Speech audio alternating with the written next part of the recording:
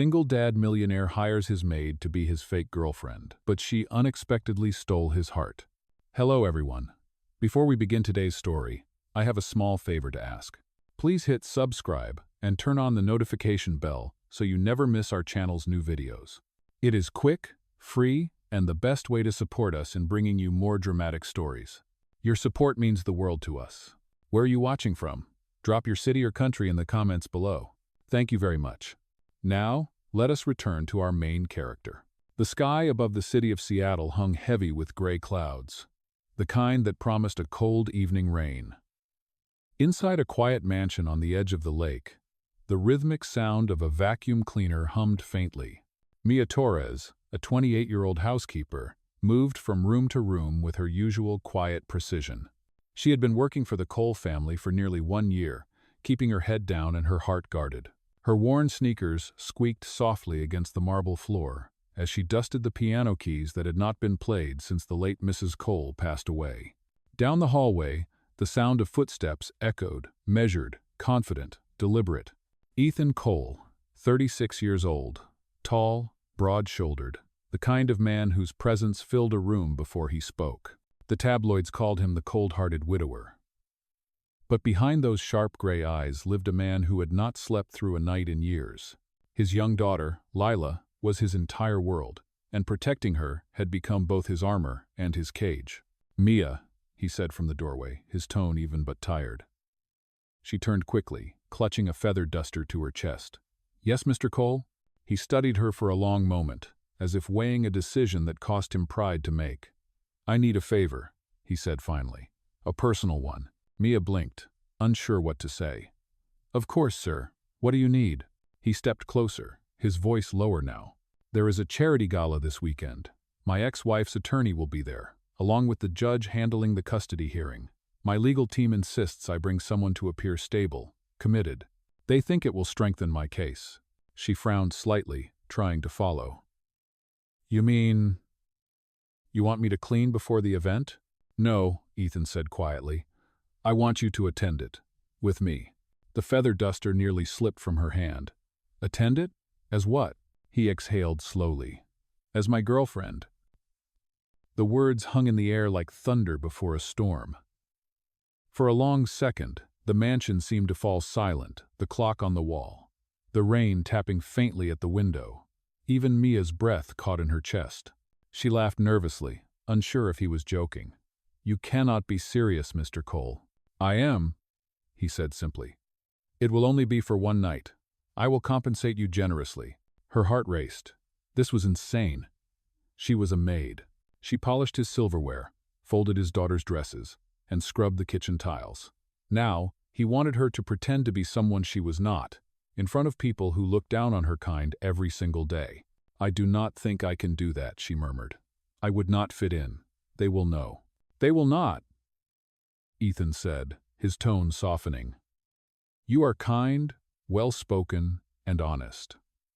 That is more than I can say for half the people who will attend that gala." "Oh." Mia shook her head, eyes dropping to the floor. "Why me? You could hire an actress, a model, someone used to that world." He hesitated, then said quietly, "Because my daughter trusts you. She already sees you as family. I need someone who will not turn this into a spectacle." Silence stretched between them. In another room, the faint sound of Lila's laughter drifted through the hall. That sound was Mia's weakness. She had grown to love the little girl's warmth, her drawings taped to the kitchen fridge, her habit of hugging Mia goodnight. "I will think about it," she whispered finally. Ethan nodded once. "You have until tomorrow." Then he turned and walked away, leaving her standing in the quiet hall, heart pounding like thunder in her chest. That night, rain began to fall against the glass panes. Mia sat on the edge of her small bed in the servants' quarters, staring at her reflection in the mirror. The offer felt both absurd and dangerous, yet she could not ignore the envelope sitting on her nightstand, a hospital bill with her mother's name on it. The amount was more than she could ever earn in a year. As lightning flickered across the window, she whispered to herself, "It is just one night, Mia. One night pretending." But deep down, she already knew nothing about this night would be simple, and nothing about this man would stay pretend. The next morning, gray light seeped through the tall windows of the Cole mansion. Mia woke early, her mind restless from a night that had felt longer than any shift she had ever worked. The rain had stopped, leaving the air cold and clean. She dressed in her simple uniform, pulled her hair into a neat bun, and tried to quiet the storm inside her chest. Downstairs, Ethan Cole sat at the long dining table, a tablet in front of him, and a half-finished cup of coffee cooling beside his hand. He looked up when she entered, his expression unreadable. "Mr. Cole," she greeted softly. "About your offer." He set the tablet aside. "Have you decided?" Mia hesitated, fingers twisting in the hem of her apron. "I have," she said. "I will do it." Ethan's jaw relaxed, just slightly. "Good. I will make sure you are properly prepared. The gala is on Saturday evening at the Harrington Hotel. It is a formal event. You will need a dress, etiquette training, and a story that fits." Her eyes widened. "A story?" "Yes," he said, leaning back in his chair. "People will ask questions. How we met. How long we have been together. You must sound convincing." The thought made her throat tighten. "And what will I say if they ask who I am?" He gave a faint, almost apologetic smile. "You are my girlfriend. That is all they need to know." She nodded slowly, but the words sat heavy in her chest. The truth was, she did not have many choices. Her mother's latest hospital bill had arrived that morning. The total was enough to drown her in debt for years. Ethan's proposal felt like a lifeline she did not trust but could not refuse. Later that day, a sleek black car waited outside the mansion. Ethan's assistant, Claire, met her at the door holding a tablet. "Mr. Cole asked me to take you to a boutique downtown," she said with a professional smile. "He wants you fitted for the event." The drive felt surreal. Mia had never been to the city's luxury district. The streets gleamed with glass storefronts and tall advertisements of women wearing gowns that cost more than she earned in 6 months. Inside the boutique, stylists swarmed around her with measuring tapes and fabric swatches. For the first time, she saw herself in a full-length mirror under soft golden light, wearing a pale blue evening dress that shimmered with every breath. She barely recognized the woman staring back.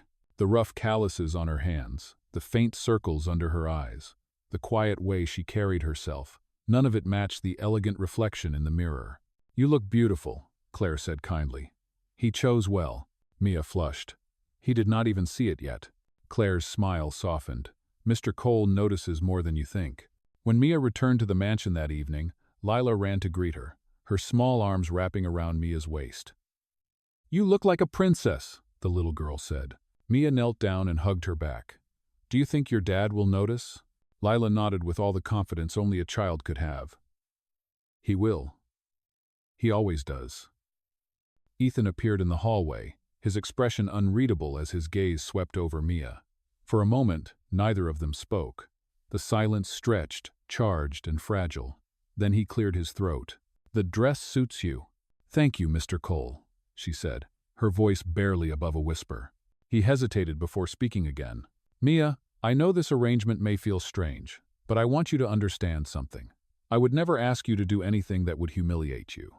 You will be treated with respect." Her eyes met his, and for a brief instant, the guarded lines of his face softened. She could almost see the man behind the title, the father who read bedtime stories, the widower still haunted by loss, the man who carried the weight of too many expectations. That night, after Lila had gone to bed, Ethan and Mia sat across from each other at the kitchen table, the contract between them. Every line had been typed neatly, the event date, the payment, the rules. "No physical affection, unless necessary for appearances," she read aloud quietly. "No contact outside the agreement. No emotional involvement." Her voice faltered on the last line. "No emotional involvement," she repeated, as if trying to convince herself it could be that simple. Ethan nodded. "It is for the best. Clarity prevents misunderstanding." She picked up the pen, her fingers trembling slightly, and signed her name in careful handwriting. Ethan followed, his signature bold beside hers. When it was done, he looked at her for a moment that felt longer than it should have. "Thank you," he said. Mia rose slowly, her chair scraping the floor. "I should thank you, Mr. Cole. This means more than you know." As she left the room, the clock struck 10. Outside, the wind stirred the lake's surface, scattering silver ripples across the dark water. Inside, 2 signatures rested on a single piece of paper ink that would soon blur the line between duty and desire, between truth and pretense. The following afternoon, the Cole mansion stirred with quiet preparation. The gala was less than 2 days away, and every corner of the house seemed to hum with nervous energy. Mia spent the morning learning how to hold herself under the guidance of Claire, who had once worked as a public relations coach for Ethan's company. The lessons felt endless: how to smile for the cameras, how to walk in heels, how to rest her hand lightly on Ethan's arm without looking stiff. "Remember," Claire said, pacing around her like a patient teacher, "you are not the maid for one night. You are the woman the world believes Ethan Cole fell in love with." Mia nodded, her stomach tightening. The words sounded like a fairy tale written for someone else. By noon, she found herself standing in the grand dining room, a polished silver tray in her hands, practicing polite smiles in the reflection of the glass cabinets. Ethan walked in wearing a charcoal gray suit and an expression that mixed focus and weariness. "How is the training going?" he asked. Mia lowered the tray. "I think your assistant regrets agreeing to help me."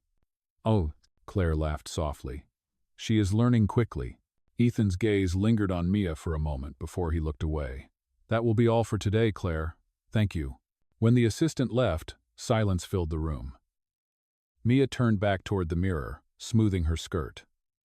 "Do I really have to act like someone I am not?" she asked quietly. Ethan's reflection met hers in the glass. "You are not acting," he said. "You are showing them a version of yourself they never cared to see." The comment startled her. She turned to face him. "And what version is that?" "The one that makes people believe in you." His tone softened. "The one I already do." The words hung in the air, unexpected and heavier than she was ready for.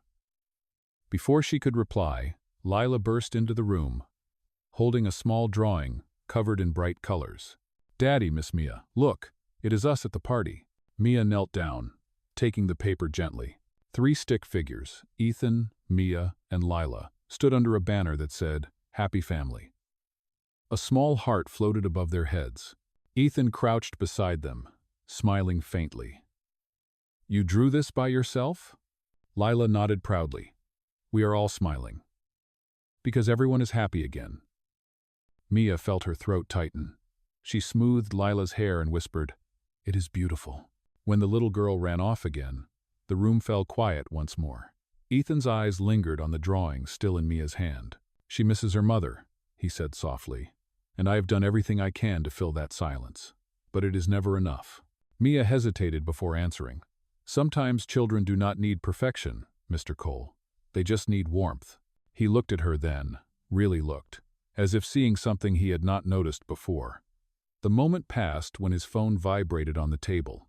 He picked it up, his voice returning to the cool precision of a businessman. "Yes, I will be there by 3. When he hung up, he said, "I have to attend a meeting at the firm. There is a file on the counter with your background story for the gala, how we met, what we do together, small details. Read it carefully. Consistency matters." She nodded. "I will." After he left, Mia opened the folder. Inside were typed notes. "Met at a charity art event 2 months ago. She is a freelance illustrator. They share a love for painting and quiet evenings by the lake." She let out a small laugh. "A love for painting and quiet evenings," she murmured to herself.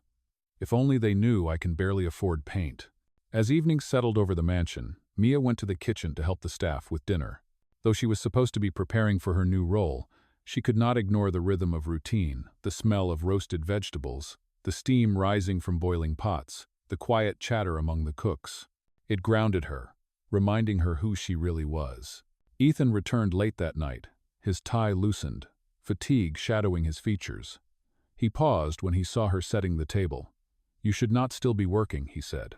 She shrugged lightly. "Old habits." He stepped closer, watching her arrange the silverware. "Do you regret agreeing to this?" Mia looked up, meeting his gaze. "I do not regret helping you, Mr. Cole. I just hope I will not embarrass you." "You will not," he said with quiet certainty. "I would not have asked if I did not believe that." They stood there for a moment, the distance between them filled with unspoken things. Then, without warning, a clap of thunder shook the windows. The storm had returned, drumming against the glass in steady rhythm. Ethan looked toward the rain, his jaw tightening. Saturday will be crowded. Flashing cameras, reporters, whispers. They will all be watching. Mia followed his gaze, her reflection faint beside his in the window pane. Then I suppose we will give them something worth watching. He turned to her, and for a heartbeat, the air between them seemed to still. Then he nodded once. Get some rest, Mia. Tomorrow we practice together. As she walked back to her small room, the echo of his words followed her. The contract had rules, but her heart was already breaking them. She could feel it slow, quiet, and unstoppable, like rain soaking through the cracks of a closed window. Saturday evening arrived with the sharp glow of city lights reflecting off the wet streets. The Harrington Hotel stood like a glass jewel against the skyline, its grand lobby alive with chatter, cameras, and the clink of crystal glasses. Ethan stepped out of the limousine first, offering his hand as Mia followed, her pale blue gown catching the light like a quiet ripple of water. The crowd turned almost instantly. Flashbulbs went off. Reporters whispered. For years, Ethan Cole had appeared alone at events, distant and controlled. Tonight, the sight of a woman at his side stirred every curious eye in the room. "Smile," Ethan murmured, leaning closer so only she could hear. "You are doing fine." Mia lifted her chin, her heart pounding. "I feel like every person here knows I do not belong." He gave the faintest smile. "Let them think what they want. You belong as long as I say you do." Inside, chandeliers glimmered above them like frozen stars. Ethan introduced her to board members, donors, and socialites whose polite smiles carried sharp edges. She remembered every lesson Claire had drilled into her steady eye contact, graceful posture, soft laughter at the right moments. Yet through the performance, she found herself glancing at Ethan, watching the way his expression softened whenever Lila's name came up, or how his fingers brushed her arm gently whenever cameras flashed too close. During a pause between greetings, Mia stepped toward the edge of the ballroom, needing a breath. Her reflection shimmered in the mirrored wall. Behind her, Ethan joined her quietly. "You are doing better than I expected," he said, voice low, almost proud. She smiled faintly. "You mean I do not look like a complete disaster?" He chuckled softly, the sound rare and warm. "You look—" He stopped himself, eyes tracing the light on her hair. "You look perfect. All—" Before she could respond, a reporter approached, microphone in hand. "Mr. Cole, can we have a quick comment? You rarely attend these events with company. May we know who the lady is?" Ethan tightened his hand gently around hers. "This is Mia Torres," he said calmly. "She is someone very special to me." The room seemed to hold its breath. Mia managed a polite nod, her pulse racing as flashes erupted again. The words, "someone very special," echoed in her ears long after the reporter moved on. Later, as the orchestra began to play, Ethan offered his hand. "Dance with me," he said. "I have never danced like this before," she whispered nervously. "Then let me lead." Under the golden lights, they moved together slowly. For a moment, the noise of the room faded, leaving only the rhythm of the music and the steady beat of her heart. When the song ended, Ethan leaned close enough for her to feel his breath against her ear. "You did beautifully tonight, Mia," he said. "Thank you for being here." She met his eyes, and for the first time, the lines between truth and pretend began to blur. She smiled softly and whispered, "Maybe this was not pretending after all." But neither of them spoke again, because both already knew they had crossed the first line written in ink on that contract. The next morning, sunlight spilled through the tall windows of the Cole mansion, catching the edge of a silver-framed newspaper on the dining table. On the front page was a photograph from the gala, Ethan and Mia dancing beneath the chandeliers, his hand resting protectively at her waist. The headline read, "Ethan Cole's mystery woman captivates high society." When Mia entered the room with a tray of breakfast, she froze. Ethan looked up from the paper, an amused glint in his eyes. "You made the front page," he said. Her cheeks burned. "I did not mean to." "It is not a bad thing," he said lightly. "The board thinks you brought me luck. Donations doubled last night." She set down the tray, shaking her head. "I still cannot believe any of that was real." He smiled faintly. "You handled yourself well, Mia. Better than many people born into that world." Before she could respond, the doorbell chimed. Moments later, Claire entered holding an elegant bouquet of roses wrapped in silk. "These just arrived," she said. "No note, but they were sent here for Miss Torres. Mia blinked. For me? Ethan took the card hidden between the petals and read aloud. You were the only real thing in a room full of masks. He raised an eyebrow. You seem to have a secret admirer. Mia frowned, confused and embarrassed. That must be a mistake. Claire hid a smile, excused herself, and left them alone. Ethan set the card aside, his tone softening. Ignore it. People like to stir stories when they cannot find the truth.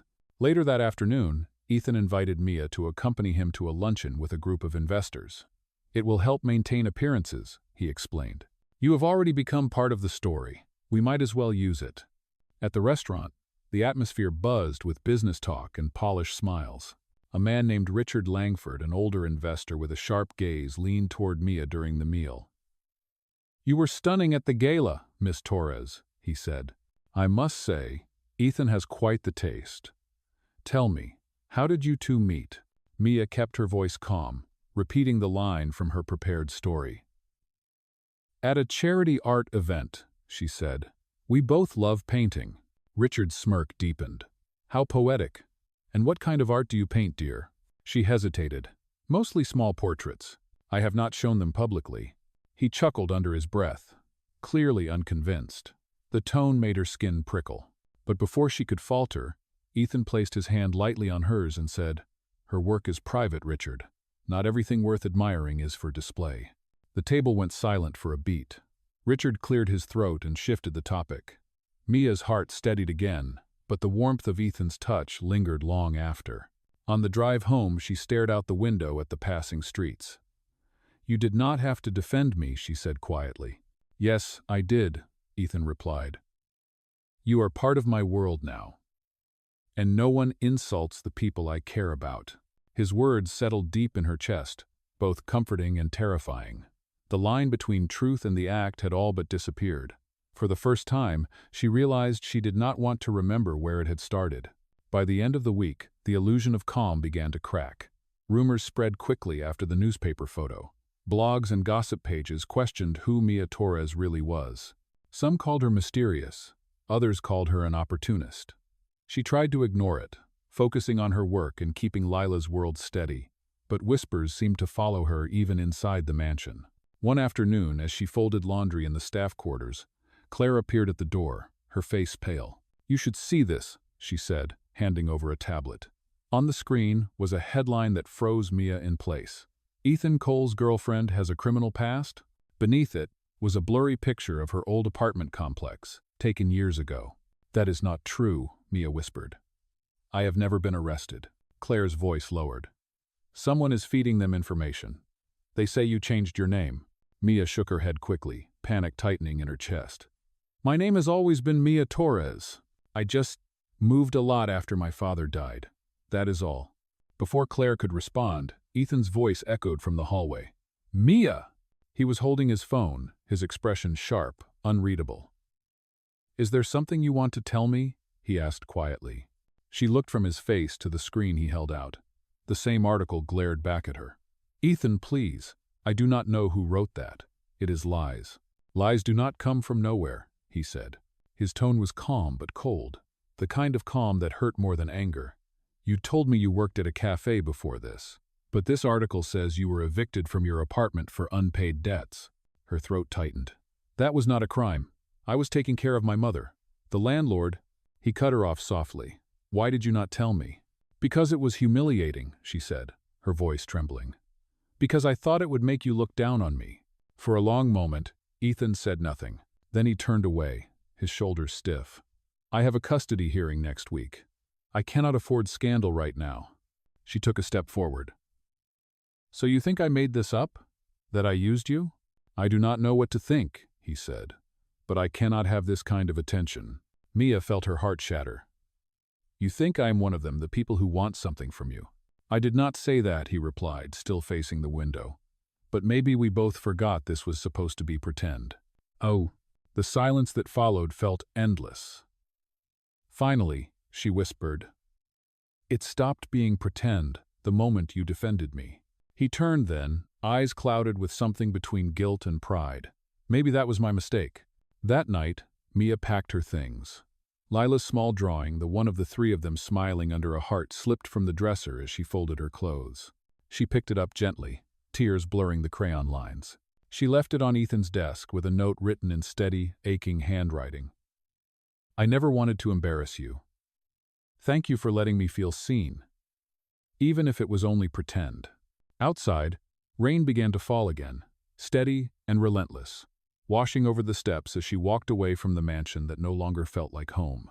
Days turned into a quiet blur for Mia after she left the Cole mansion. She found a small room above a bakery on the east side of the city, just large enough for a bed, a table, and her mother's photograph on the nightstand. The walls smelled faintly of sugar and coffee, a scent that reminded her she was still alive, still capable of starting again. Each morning, she took the bus to the hospital to visit her mother, who was recovering slowly. She read aloud from old romance novels, pretending not to notice the tremor in her hands whenever she saw the bill folder on the side table. When her mother asked about her job, Mia smiled and said she was working as a temporary helper for an events company. She could not bear to tell her the truth. Meanwhile, Ethan's life looked unchanged from the outside. His face appeared on business headlines again, standing before cameras with his familiar calm. But inside, his world had gone silent. Lila asked for Mia every night before bed. Her tiny voice, asking, "When is Miss Mia coming back?" was the one question Ethan could not answer. He tried to explain, to soften the loss, but even he could not hide the crack in his voice. One evening, he walked into the study and saw the drawing Mia had left behind, the one with the 3 smiling stick figures. It lay on the corner of his desk, slightly curled from the warmth of the lamp. He stared at it for a long time, longer than he wanted to admit. Beneath the drawing was her note. He had read it before, but tonight the words cut deeper. Thank you for letting me feel seen, even if it was only pretend. Ethan leaned back in his chair, exhaling slowly. For a man who prided himself on control, he suddenly realized how powerless he felt. His assistant Claire entered quietly. "There is something you need to know," she said. "About that article." He looked up sharply. "What about it?" Claire placed a folder on his desk. "I traced the source. It was sent anonymously from one of our internal accounts. The IP address belongs to Richard Langford." Ethan's eyes darkened. "Richard the investor?" She nodded. "He hired a private investigator after the gala. He thought Mia was manipulating you for money. He was planning to use the scandal to push you out of the board vote next quarter." For a long moment, Ethan said nothing. Then he rose abruptly, anger flickering behind his composed exterior. "Get the evidence ready," he said. "Every message, every payment. I want it all documented." That night, he stood by the window, looking out at the city. The rain had stopped, leaving the streets glistening under the streetlights. For the first time in years, he felt something sharper than pride-regret. The next morning, Mia walked into the bakery downstairs to ask for extra hours. The owner, a kind older woman named Mrs. Grant, smiled. "You work hard, dear. You remind me of someone who still believes good things come back around." Mia smiled faintly. "I do not know about that. I just try to keep moving." "Keep moving," Mrs. Grant said, pouring her a cup of coffee. "That is how we survive the storms."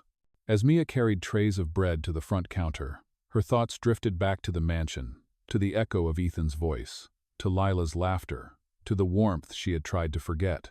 She wondered if they missed her, then quickly scolded herself for hoping. But somewhere across the city, Ethan Cole was already planning his next move. He had been wrong to doubt her, and he knew it. The truth was no longer enough. He needed to make it right, and this time, he would not let anyone rewrite their story but them. The following week arrived with gray skies and the quiet promise of something about to change. Ethan Cole stood in the boardroom of his company, the city skyline stretching behind him like a wall of glass and light. The directors murmured among themselves until he raised a hand for silence. His voice was calm, but there was steel beneath every word. "Before we begin," he said, "there is something I need to address. A false report about my personal life was recently circulated within our business network. It was used as leverage to question my credibility." "Oh." He glanced toward Richard Langford, who sat near the end of the table pretending indifference. Ethan continued, his tone sharp. The investigation has revealed that the article was fabricated and distributed from an internal source, specifically from Mr. Langford's account. I have here the proof, along with the investigator's report. A murmur rippled through the room. Richard's face paled as Ethan's assistant handed the folder to the chair of the board. Ethan did not raise his voice, but every word carried weight. This company was built on integrity. Betrayal, in any form, has no place here. When the meeting adjourned, the outcome was clear. Richard Langford was removed from the board and escorted out, his empire of whispers crumbling behind him. But, even as justice settled, Ethan felt no victory, only the hollow ache of knowing the damage had already reached someone who did not deserve it. That evening, he drove across the city, rain beginning to fall again in soft silver streaks. He parked outside the small bakery where Mia now worked. Through the window, he saw her wiping the counter, her hair tied back, a gentle tiredness in her movements. For a long moment, he stayed in the car, uncertain if he even had the right to walk in. Then he took a deep breath and opened the door. The bell above the entrance chimed. Mia looked up, surprise flickering in her eyes. "Mr. Cole," she said quietly, "what are you doing here?" "I came to apologize," he said simply, "and to tell you that I was wrong." She set down the rag in her hand. "You do not owe me that." "Yes, I do," he insisted. "Someone inside the company leaked those lies. It was not you. I should have trusted you." Mia looked at him for a long time, her expression unreadable. "You were protecting your daughter. I understand that. But trust is not something you give only when it is easy." "Oh." Ethan stepped closer, his voice low but firm. "I know. That is why I am here to earn it back." The bakery owner peeked from the back room and smiled softly before disappearing again. Mia exhaled slowly, her eyes glistening. "You cannot fix everything with an apology, Ethan." He nodded. "Then let me try with actions." He reached into his coat and placed a folded document on the counter. "This is a grant under your name. It will fund a community art program for children. You once told me you could barely afford paint. Now you can help others who cannot either." Her hand trembled as she touched the paper. "Why would you do this?" "Because you believed in people who had nothing," he said. "And because I cannot stand knowing, I became one of those who made you doubt yourself." Tears welled in her eyes, but she smiled through them. "You should tell your daughter the truth. She still asks for me." "I plan to," Ethan said softly. "If you let me." Outside, thunder rumbled in the distance, but for the first time, the storm did not feel threatening. It felt cleansing, like the start of something new.